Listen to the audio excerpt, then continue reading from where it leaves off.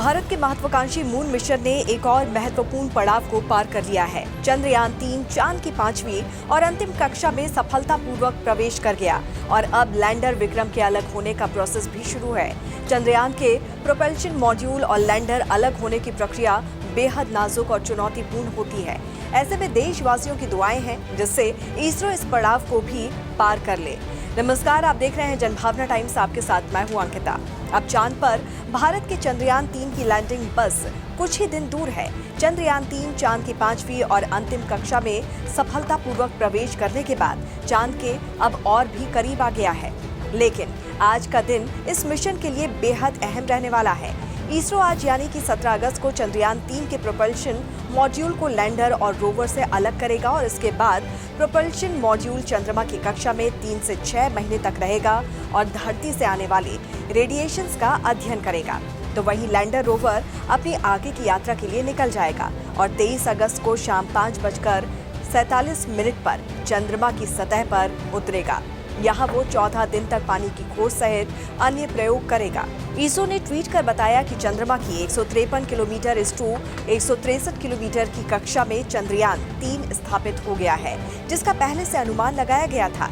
इसके साथ ही चंद्रमा की सीमा में प्रवेश की प्रक्रिया पूरी हो गई।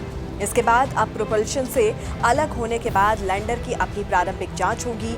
इसरो के मुताबिक लैंडर में 4 मुख्य थ्रस्टर्स हैं। ये लैंडर को चंद्रमा की सतह पर आसानी से उतरने में सक्षम बनाएंगे। तो वहीं अलग होने के बाद लैंडर को डी बूस्ट यानी कि धीमा करने की प्रक्रिया से गुजरने की उम्मीद है, ताकि इसे एक ऐसी कक्षा में स्थापित किया जा सके जहां पर पेरिलियन यानी कि चंद्रमा से निकटतम बिंदु 30 किलोमीटर और अपोलियन यानी कि चंद्रमा से सबसे दूर का बिंदु यानी कि 100 किलोमीटर है।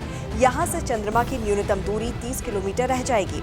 सबसे कम दूरी से ही 23 अगस्त को चंद्रयान की सॉफ्ट लैंडिंग की कोशिश की जाएगी। परिक्रमा करते हुए उसे अचानक 90 डिग्री के कोण पर चंद्रमा की तरफ चलना शुरू करना होगा। लैंडर को 30 किलोमीटर की ऊंचाई से चंद्रमा की सतह पर लैंड कराने तक की ये प्रक्रिया बहुत महत्वपूर्ण होगी।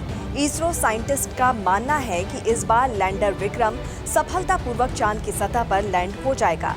चंद्रयान-3 ने 14 जुलाई को लॉन्चिंग के बाद 5 अगस्त को चंद्रमा की कक्षा में प्रवेश किया था और इसके बाद इसने 6, 9 और 14 अगस्त को चंद्रमा की अगली कक्षाओं में प्रवेश किया और चांद के और नजदीक पहुंचता गया। अगर 23 अगस्त को लैंडर चंद्रमा की सतह पर सॉफ्ट लैंडिंग करता है तो ये भारत की बड़ी कामयाबी होगी। तो इस पर आपकी क्या राय है, जरूर बताइए कमेंट करके। जुड़े रहिए जनभावना टाइम्स के साथ। नमस्कार।